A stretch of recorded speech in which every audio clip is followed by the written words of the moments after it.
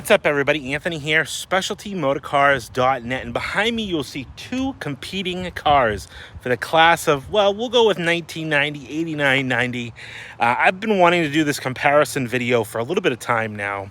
I did one similar to this a couple years ago with a 96 Town Car and a 96 Fleetwood. And now I want to do one with these two cars. I know we have a year difference and a body style difference. If we were going 90 to 90, it obviously wouldn't be the same comparison, but this is kind of the end of this old school Lincoln era, and this is the end of the 90s Brougham, 80 to 92 Brougham era. And I want to do a comparison, a side-by-side of both cars, just off-the-cuff features. I'm not a professional. This isn't Motor Week, but this is just going to be a fun comparison of the two cars. Too deep into it, I want to say thanks to Papa Bear for being my co-pilot of one of these cars down here so we could do this comparison. Would totally appreciate if you hit that like button, hit that subscribe button if you haven't already, and let me know what you think down in the comments. Papa Bear and I have our favorites. Actually, these two cars, they're really tough to chisel which one's the favorite. This one is obviously newer to my herd. This one I've had for a few years now. One thing I will say, neither of them are for sale, so I'll save you the call there. What is your favorite in these two lineup, Papa Bear, between these two cars here? Actually, I love them both. Yeah. And I like the era, but I love the blue, and that's the thing that tips me over the top on this one versus the other one. The other one has a beautiful moonroof. I like them both, but I think I lean towards... I know you like 90. that velour d'elegance Yes. interior, too. And the interior is gorgeous. Yeah.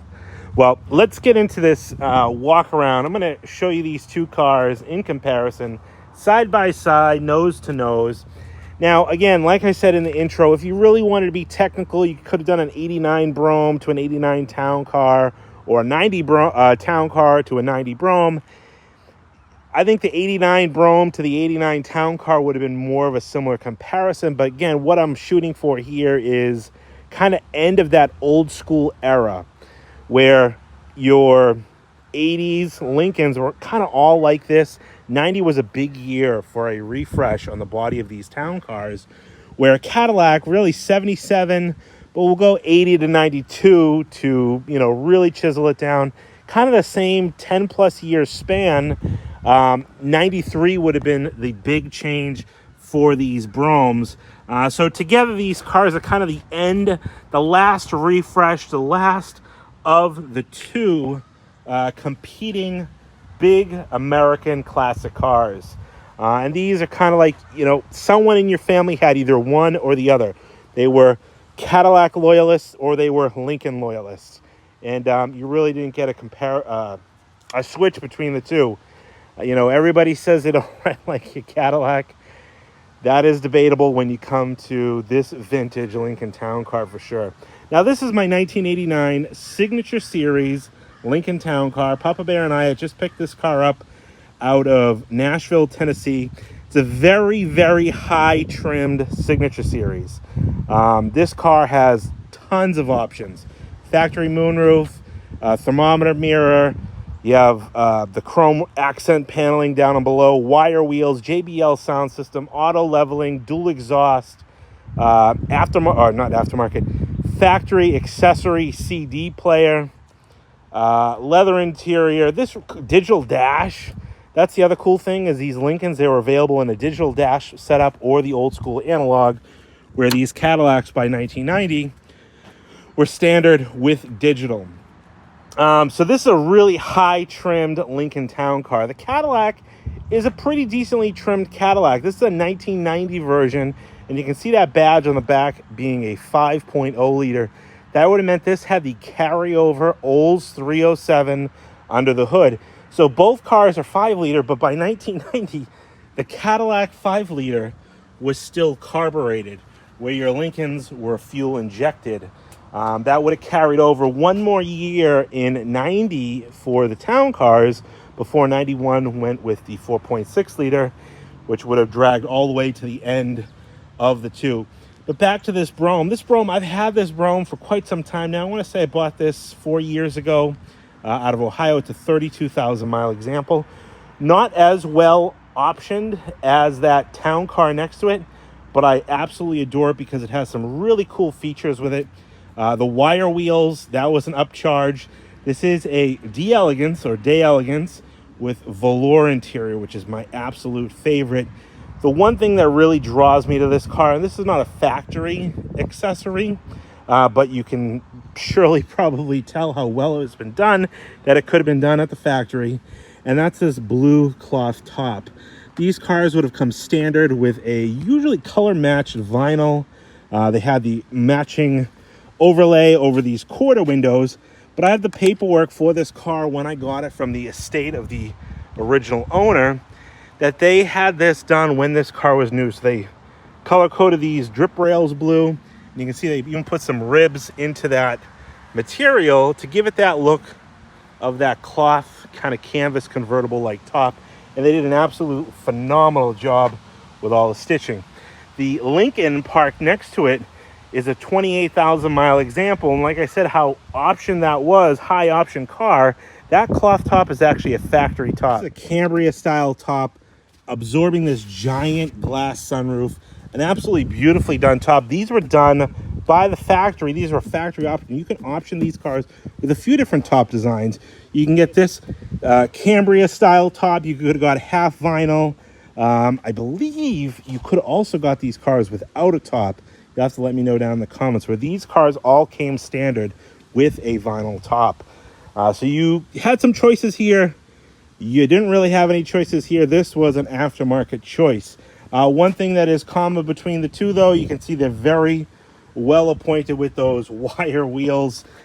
Big difference between the two wire wheels, though, is these Lincoln wheels are actually an aluminum wheel with just dressy spokes. Those spokes have no bearing on, you know, the usefulness of the wheel, where these wire wheels are a chrome-plated steel wheel, but these spokes are what hold this car up off the ground. You can actually see right through it, where these, it's just a blackout plate or painted over part of the solid alloy wheel. Both cars, stand-up hood ornaments, chrome mirrors, chrome bumpers, which I absolutely adore on both cars. You can see those big, tall hood ornaments on each. Now, by 1990, Cadillac came out and they started to really incorporate a European look with these big bumper moldings painted to match the car. You could have got these cars two-tone, though, with a silver lower cladding, and that would have been a better comparison to these Lincolns, where they had a option to have this bright chrome finish down on the bottom. Not all of these vintage town cars came with this. This was an option. You can see the integrated cornering light there, where the Cadillac still had it in the turn signal. But the turn signal for these Lincolns, you can see a beautiful Lincoln emblem there.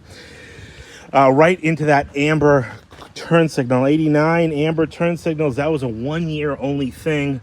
But the lines down the fenders of these Lincolns are absolutely phenomenal. Right up to that stand-up hood ornament. These Cadillacs kind of lose the line right there. It's a really sharp crease there, but you have these fender markers right up on the top for the headlamp monitoring system, which was really cool as well. But beautiful bright work on the front of both cars. 1990 again, updating. We got the composite headlights, where 89 would have been the last year for these square little guys, but these ones are actually plastic. 90 Lincoln would have went with a plastic composite headlight, single beam, you know, high-low beam. Like these Cadillacs, the Cadillac kept the glass capsule, so you'll never see those start to yellow or deteriorate. Again, those big grills, very, very sharp. Come down the side here, you can see a beautiful painted pinstripe on this Lincoln. Same with that Cadillac. I believe that was standard. I know on the Cadillac, you could have optioned it as a delete package. I'm sure you probably could have done the same on these Lincolns, but Lincoln did one step further, and they even striped the top of the hood here. This is a two-tone, where the Cadillac has more of a chrome strip going down the side there. Both cars have these chrome mirrors, chrome door handles, but a different style chrome door handle, where these Lincolns, you lift up and it's kind of like a pocket that you lift in, where the Cadillac had the old style push button with the solid handle there. One thing similar on both cars, as you can see here, illuminated entry on both cars. You can see the little halos around those locks. Lincoln was far ahead of Cadillac with keyless entry. That wasn't even a thought until the 93 model year came out. But Lincoln has been offering this keyless entry system for quite some time. Although you want to flip-flop, Lincoln here, you can see this temperature gauge right here on the mirror here. This is an old style temperature gauge where Cadillac had it built in as the automatic climate control right on the display readout inside the car. Cadillac did have a time through the 70s and 80s, early 80s, that they offered these, but did away with that and started incorporating it digitally into that climate control cluster. Now this car, I'm kind of disappointed this car doesn't have coach lights. Well, these have these built-in electroluminescent lights, but this base signature did come standard with coach lighting. It's just this top did not come with any kind of coach lighting. Come around the back here, rake down of the rear roof. Now, one cool thing here, and you might not know unless you've seen a different one to compare it to, like my other 89 town car, these town cars actually have a quarter window here. With this top setup, you kind of deleted that quarter window. You can see not even on the C-pillar in the back has that quarter window, where Cadillac didn't. It was solid all the way down. There was no quarter window. This kind of was, but both cars have these smaller quarter windows on the actual doors. But Lincoln had one more here, and they ran that up in the 90 to 97 body style as well.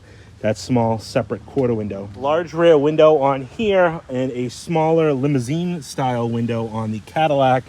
Cadillac kind of advertised it as that. You come to the back quarters of the car and you can see here this Lincoln is kind of sporting a quarter mounted power antenna, which give or take, I actually kind of like the quarter mounted antenna because it's not in front of you.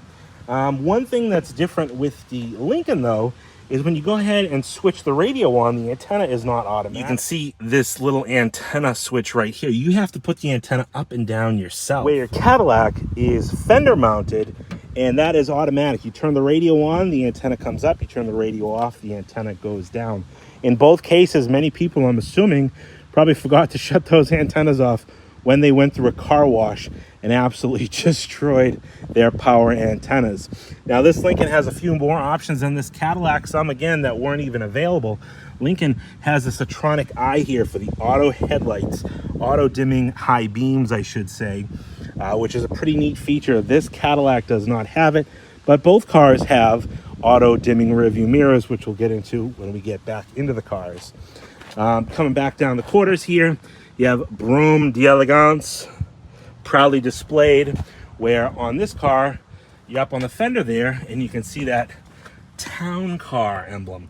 But there is no distinguishing the trim package of this town car to a signature series or a base town car. And that's where we'll compare packages. Now, the d'Elegance is obviously the top trim Fleetwood Brougham or Brougham for 1990.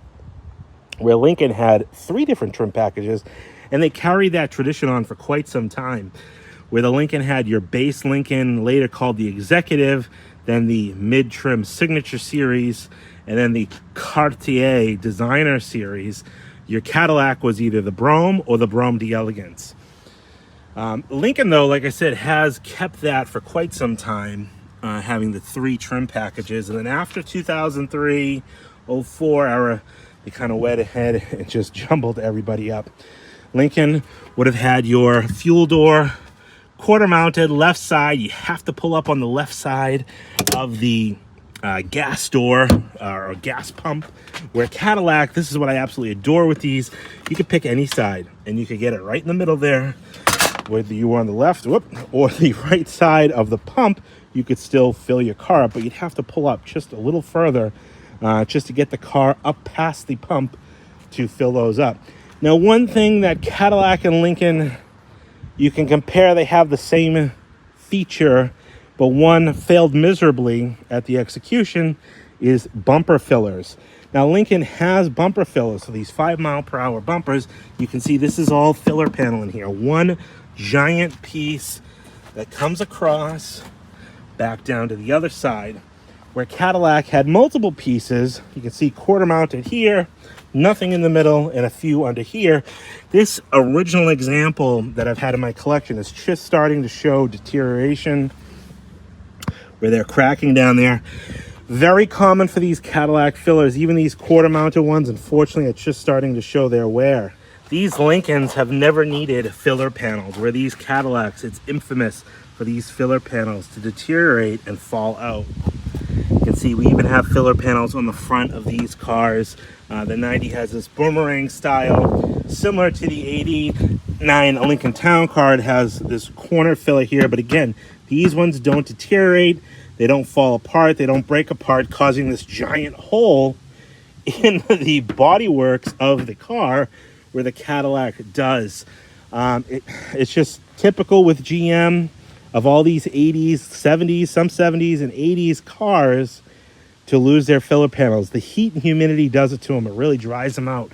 This car, being an Ohio car, still retains all its original fillers, but it's only a matter of time before I have to do those rear ones.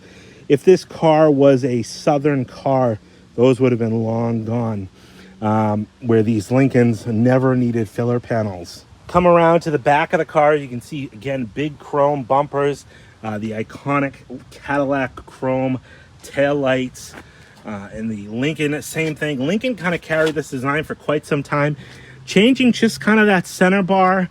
They would have had the reverse light in the middle. They had a few different variations of this.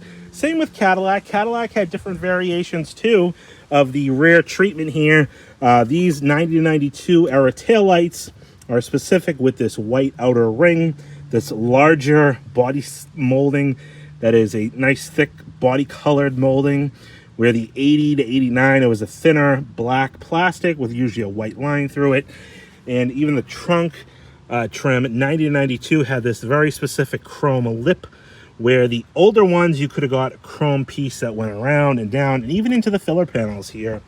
But both cars, just a few little styling changes throughout the years to kind of freshen them up and to be able to identify, oh, hey, that's an 89 or that's a 90 to 92, you know, similar to the front cornering lamps and headlight treatment, grill bar designs and stuff like that, all kind of signify what year or what era you are looking at on these cars. They didn't change much. They ran these body styles out for much longer than they used to back in the 50s. When you get a 57 Chevy or a 58 Chevy, you could clearly identify they're two different cars. So there's the outside comparison of the two cars. Beautiful examples. Like I said, my 1989 Lincoln Town Car, 28,000 miles, 1990 Brougham d'Elegance, and that one is a 32,000 mile car. Now we're going to jump in both cars and we're going to take them for a spin.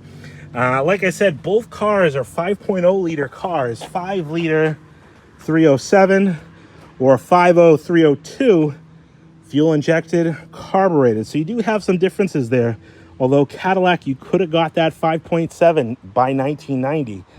90 was the only carryover year for that 5.0 307. 91 and 92, you would have had a throttle body fuel injected 305, which was a kind of a small block Chevy, just like the 350. One last thing before I'll jump in. 1990 was the last year for lacquer paint on these Cadillacs. 91 and 92 would have switched to base clear. And this car shows so well because it was garage, because it was pampered, it was covered, it was out of the sun. There's absolutely no lacquer checking on this car. It's a real common problem with the 80s up to 90 era Cadillac Broughams is that lacquer paint.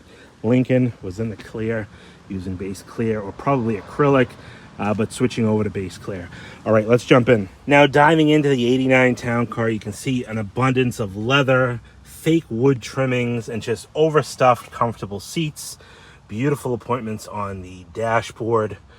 And just absolutely comfort cruising at its finest. Lincoln, you can see, is in the Ford family of fine cars. Coming over the door panel here, very nice, real clean, real common spot on these Lincolns for these door panels to crack, just like those Cadillacs. But the unfortunate thing with these Lincolns is this is all one piece. where the Cadillacs, if this cracks, you can actually take that panel off and swap it out with a new one. Has some nice old chrome features here. You have windows, locks, window locks, which the Cadillac doesn't offer. Your tilt, your mirrors, all here on the door post.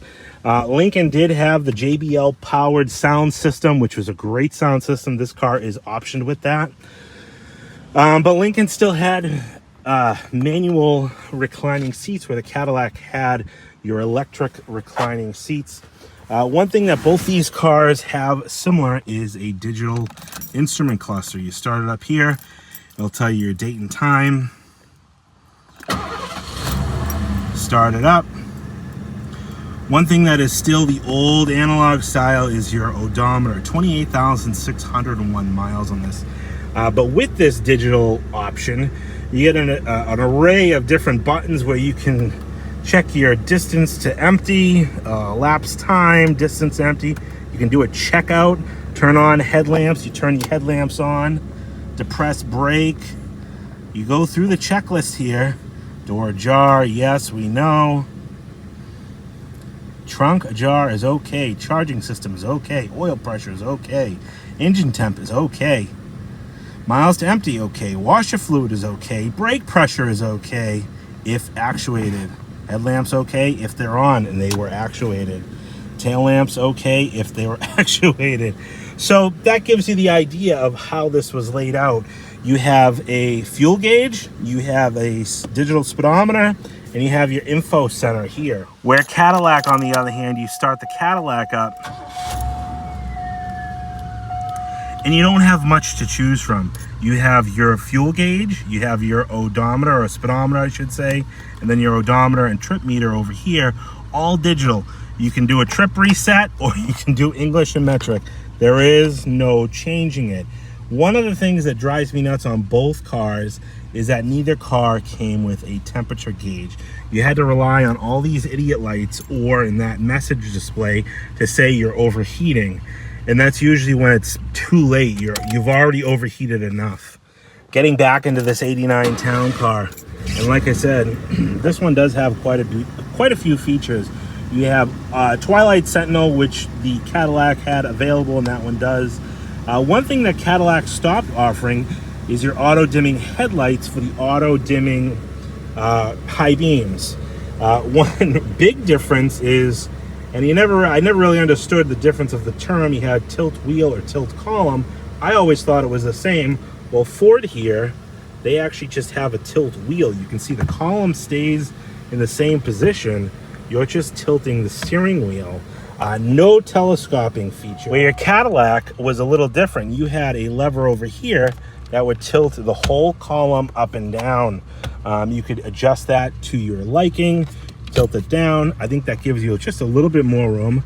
But then the Cadillacs for many years had this little lever here that you could lift and pull and push down to telescope or telescoping steering wheel option, which was kind of neat as well. I always like that with these Cadillacs.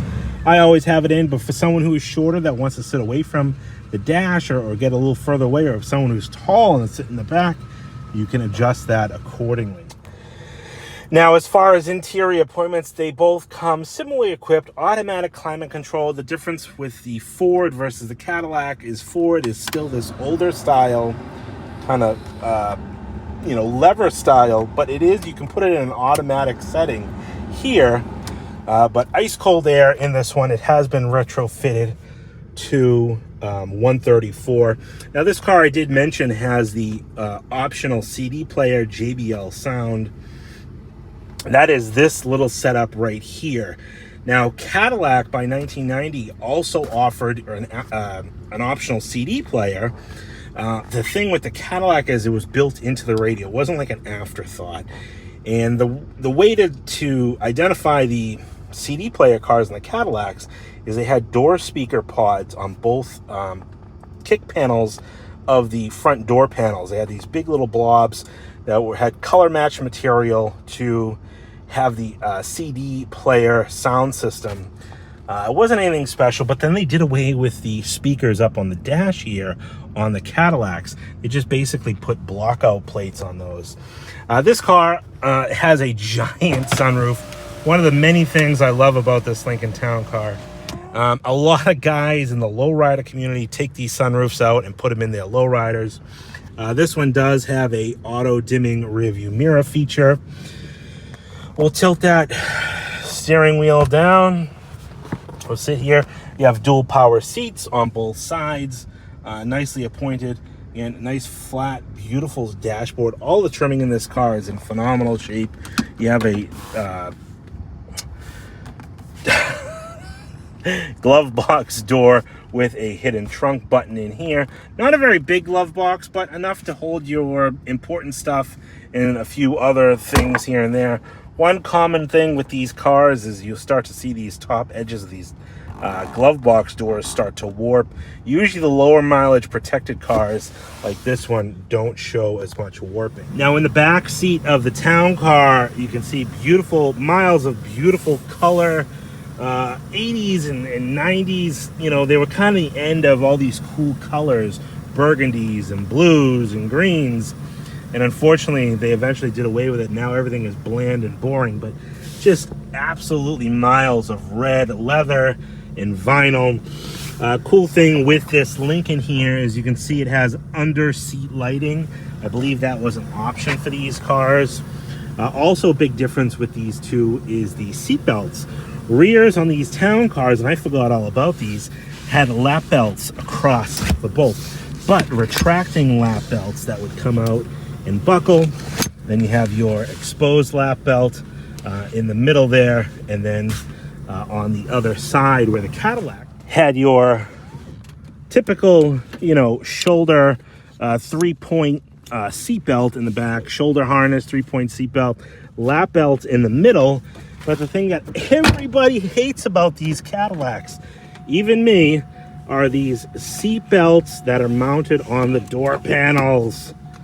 Now, sitting in the back of this 89 town car, one thing I can identify that I wouldn't have liked when I bought this car, if I was a backseat passenger, is headroom. I am very short on headroom here. My head, if I move up just a little bit, is touching the headliner.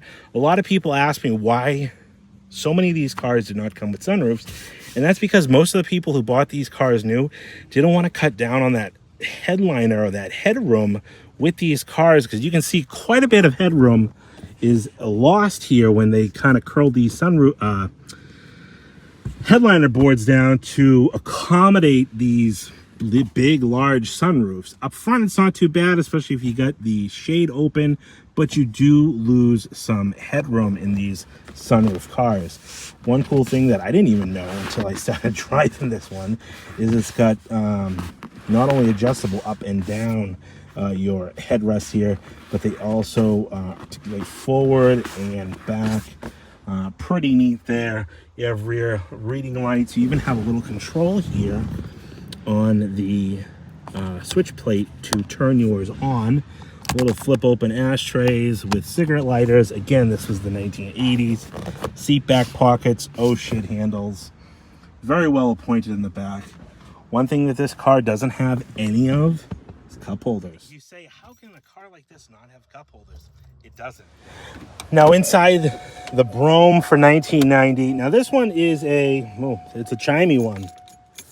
This one is a velour interior car. Now I really like the velour in these, especially the d'Elegance velour. I think it is the most comfortable interior offered in these cars. I love leather, don't get me wrong, but I just love the softness and the warmth of velour and the coolness in the summertime. You know, velour doesn't heat up like the velour leather does in any other car. Now again, these seat belts were kind of the iffy thing, but similarly appointed. You get power seats, tilt and everything, but unlike the Lincoln, the Cadillac had power recliners.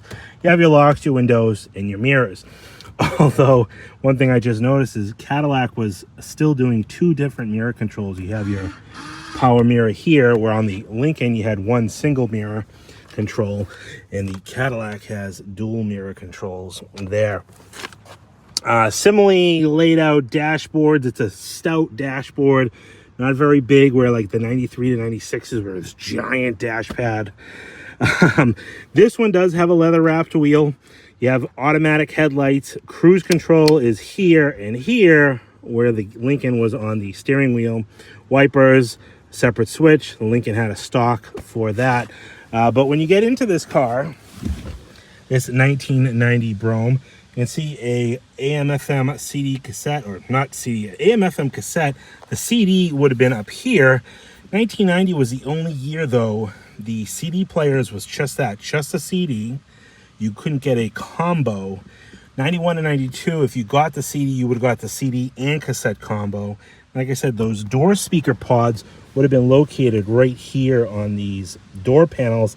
I don't really like them. I mean, they're cool to say they have. One of my Broughams in my collection does have the CD option, but it kind of protrudes out there, and I don't really like that.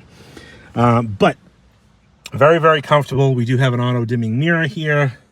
Glove box, again, just like the Lincoln, isn't ginormous, but enough to hold. This is really all the paperwork and owner's manual for this car. Not much other space. Does have a trunk button as well. This is the big difference in your climate control. You have digital climate control, and there's that outside temperature reading, all digital right there. You can put it on auto. Here the doors open and close in there. And I just had the AC service in this car. Brand new, actually a new old stock Harrison compressor installed in this car. And retrofitted to the 134. When I bought this car, it was still on R12. I pointed out on the Lincoln that there was no cup holders. Not to say that Cadillac was much better, but they did have one single cup holder for the 90 to 92 model year. This little flip out guy here, they were really just thinking about the driver or passenger. The Lincoln was thinking about nobody.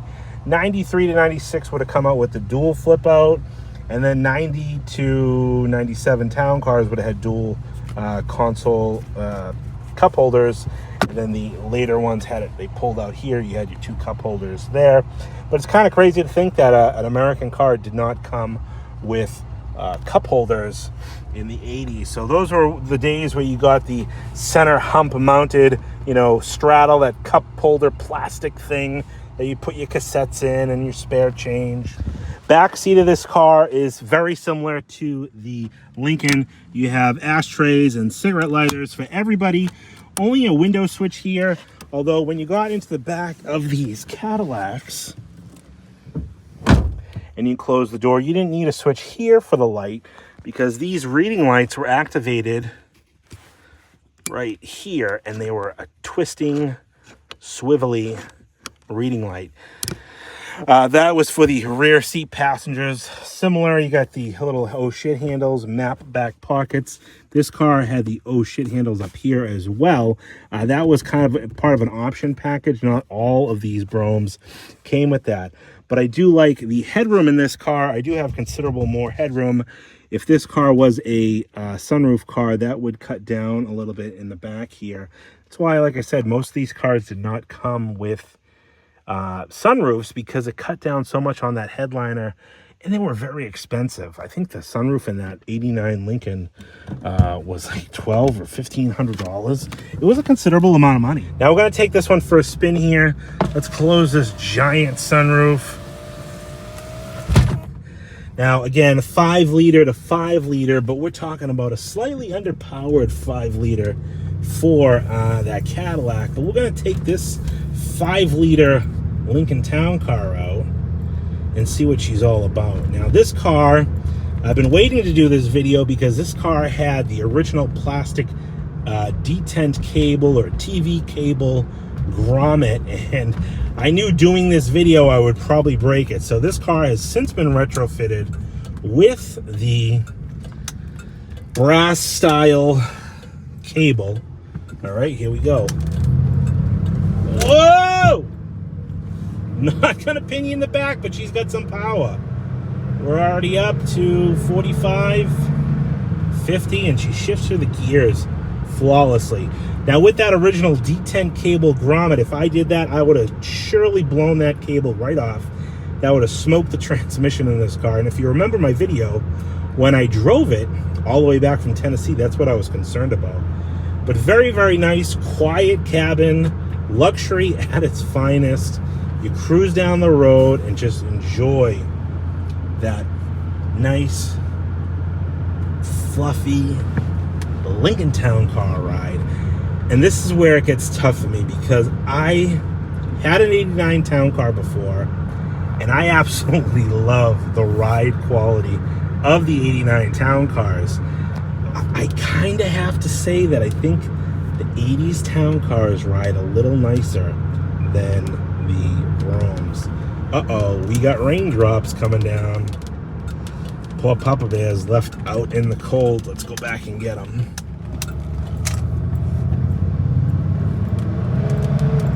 She kicks down and she wants to get up and move. Again, not a rocket ship, but that fuel-injected 5.0 gets up and moves. It's got a little bit of weight noise, though, I noticed. And I don't know if it's the top specifically on this car that creates it, or that's just typical of these cars. One cool thing is you can look down that sloping hood. See that big giant hood ornament down the front there? These town cars were just something else. And by 1990, Lincoln finally said, okay, we are redesigning that iconic town car. And they went with that boxy style Lincoln that everybody still loves today. You know, these 80s town cars were loved. The 90s town cars were loved. 96, they then, or 97, I should say, would have been the end of the next body style, when they then redesigned again into that bubble style town car. And in my own opinion, I'm not really crazy about the 98 to 2002 era town cars. I can appreciate them. I probably would have bought one if I was a loyal town car buyer. But by 03, I really do enjoy the 03 to 11s as far as daily driver use. They're great cars, even today, to be used as a daily driver. Now, before I go and take the 90 Brougham for a quick spin, I want to show you under the hood of both cars so you can do the comparison between the two. Cadillac hadn't changed much under the hoods of these cars. You have all these support bars that really stiffen up the front end of these cars. But like I said, this is a 307 carbureted car, so you have a carburetor under there. Many, many belts. You have a smog pump, it looks like. You have an AC compressor. You have a alternator belt. 3 belts in total, controlling all these things. Your power steering, your water pump. Where Lincoln, a little more tidy, but definitely still got vacuum lines and fittings in this, but you had one serpentine belt up here, and then actually you had another one over here for your AC. So you actually had 2 belts on this one as well.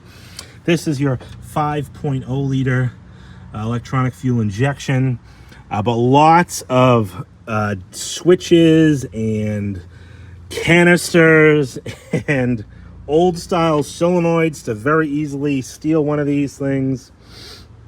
Mechanical fan on both cars, but just tons more electrical like things. You have this big jar of beans up here, which is the vacuum reservoir, your wiper motor, of course, air cleaner, all in here.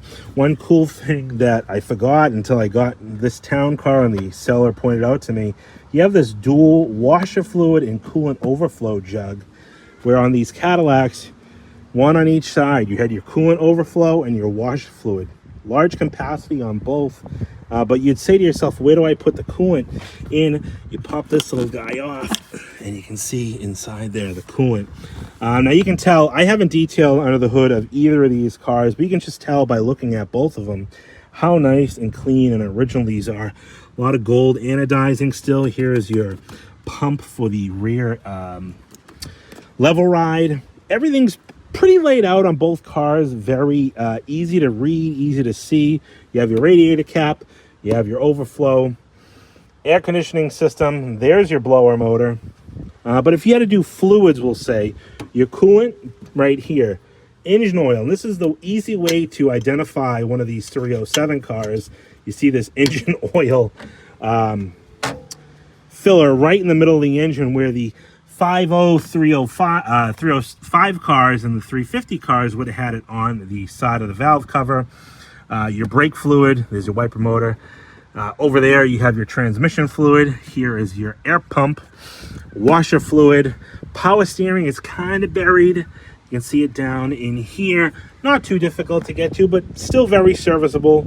They both have under hood lights, so they were still service friendly. But you can see there, 5.0 liter. This is the 307 powered car. Tons of vacuum lines, hoses. Imagine doing a tune-up on the side of this engine. Look at all those plugs and wires all just buried underneath all these vacuum lines, which that's one thing I don't quite like about these 307 cars. As to these cars here, you don't have any vacuum lines. You have your distributor right here in the front, your wires running easily. You do have to remove a few things, but it's not as jammed up as under the hood of that Cadillac, so much that you even have all this space. You can see clear as day through the front header. They could have brought these cars in just a little bit more if they wanted. Now, I don't think you would have noticed that as much on the Cadillac because the Cadillac has a finish paneling here, like a black plastic panel, but under the hoods, very cool indeed on both cars. Face to face, which one are you gonna go with? This one for a spin. We'll head back to the shop. See all the idiot lights light up there. Put her down into gear. Now this is a 307 powered, so this is kind of archaic for these cars because this is carbureted. Carburation with Cadillac, it was back and forth through the 80s. You had 1980, that was the big block, 6 liter 368. That was carbureted. 81 was fuel injected with the 864 option. And then in 82, when they introduced the HT 4100 high technology, that was digital fuel injection. 2 little injectors that would squirt into the throttle body there. And that was cool because it was fuel injection. Hit of the key, you didn't have to pump the brakes. With this car, they put a warning label in the owner's manual that you had to still pump the gas, I should have said, to start a carbureted car. 82 all the way up till 85 had that digital fuel injection HT 4100. Now I got my foot mashed to the floor. There we kick it down and it's still angry. It's not happy, doesn't know what to do, and it's struggling to get up and move, but it's moving. My foot is literally pegged to the floor. I don't want to go too fast through here, but it took a lot. Now, add 4 people and some luggage to this car, and it takes a lot more. But again, this is a 1-year only carryover. So where I'm going with the engines here is after 85, they did away with the 4100s and the rear-wheel drive cars, and they switched over to the Olds 307. That was standard equipment from 1986 all the way up till 89. That was the only engine you could get. 1990, the 50 Olds 307 was a carryover. Or you could have opted for, I think, $150 or $250. You could have got that 350 small block, and that was fuel injection. So you went carbureted, fuel injection, fuel injection, fuel injection, carbureted for 3 or 4 years, back to fuel injection again. And in 1990, you could have got carbureted or fuel injection.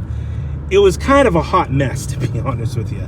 And I think that's where Cadillac really lost a lot of their customer base because they had so many engine choices. They had failures of engines. I just think a lot of people switched over to that Lincoln platform and loved it. And then in later years started buying Toyota Avalons and stuff like that. But this Cadillac was kind of, you know, a modern classic. And Cadillac even described it as that when they introduced this refreshed 90 body style as a modern classic, because you know Lincoln had already gone to modern with the 90 Town Car, and Cadillac was still pushing these things out to the absolute very end. I mean, think about a 90 Town Car, you had dual airbags. By 92, these Broughams still, you were on your own. There was no airbags. 93, they eventually came out with the dual airbags in them, but it just shows you how a little bit behind Cadillac was. But you know what? I'm happy they were, because I absolutely adore this body style Brougham. You know, even with their quirky features of these door-mounted seat belts, you know, you kind of get in the way when you want to put your arm on the armrest. But like I said with the beginning of the Lincoln video, these armrests are prone to cracking, and with this you don't really do that. So a lot of these door panels get saved and not get cracked because the seatbelt is in your way, and it's just kind of annoying, you know. But yeah, I got it mashed to the ground right now. She's moving, but she's just like, I don't like you, Anthony. Stop doing this to me. But that's how they were when they were brand new. Get back to the shop here. Now, I want to thank you for watching the video up until this point. Before I let you go, I want to do one last comparison between the two, and that's on window stickers. I have both original window stickers to these cars. And both window stickers are the originals. These are not reprints. And you can see 1990 Cadillac Brougham with the 5-liter 4-barrel engine. Cotillion white with dark blue Primavera cloth. Your standard equipment. Some options: Brougham package consisting of Brougham package C, the locking fuel door with the remote release, theft deterrent system, cloth d'elegance interior, wire wheels was $1,000, steering wheel leather trimmed $115, mirror day night, which is the auto dimming, $80.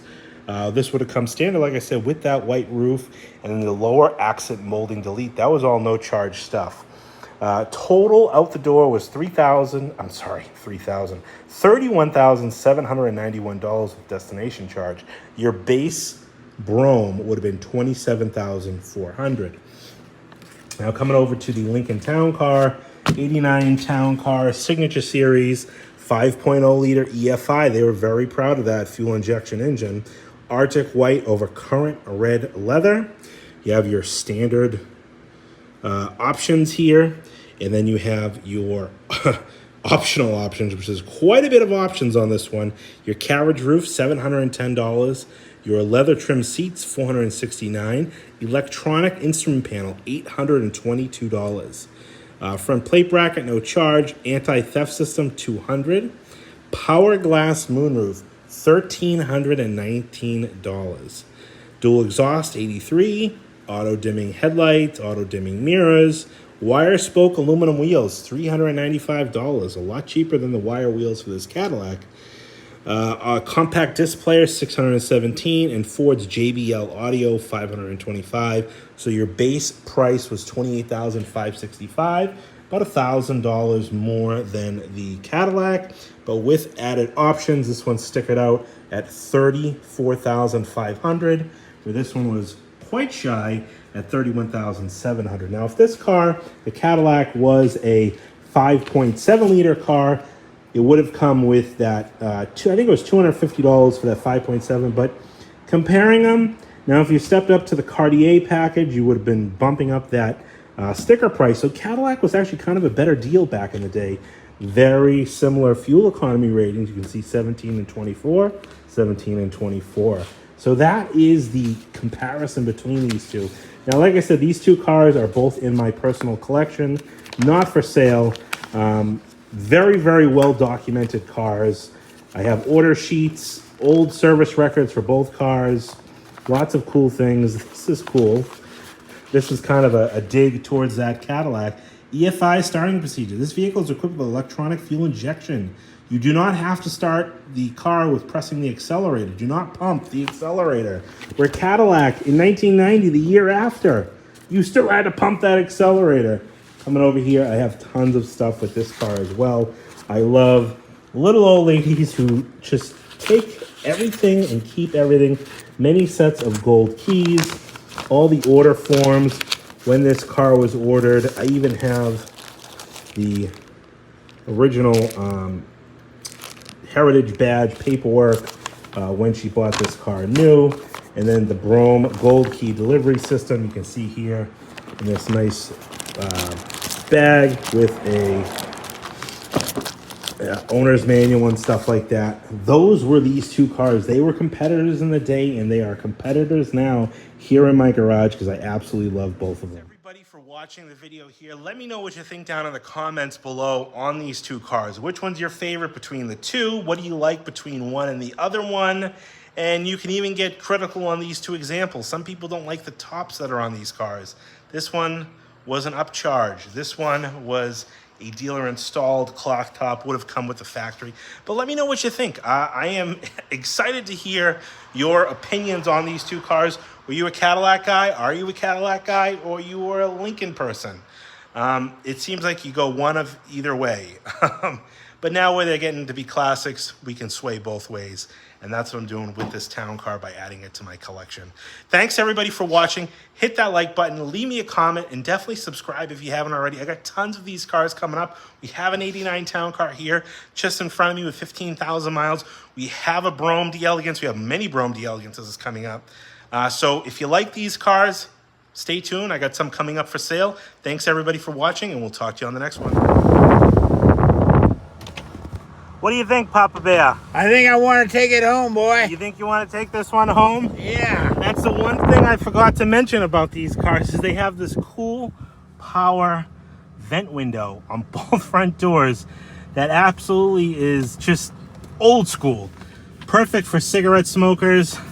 Shaking hands? No, I wasn't shaking hands. I was trying to put the window down. You see it goes down there, and this one goes down just the same. Go ahead, put it up, Papa Bear. Let's see how this works. Driver's window goes up, and your little vent window shoots right up after that. The best part is I got a full tank of gas to go home. Full tank of gas.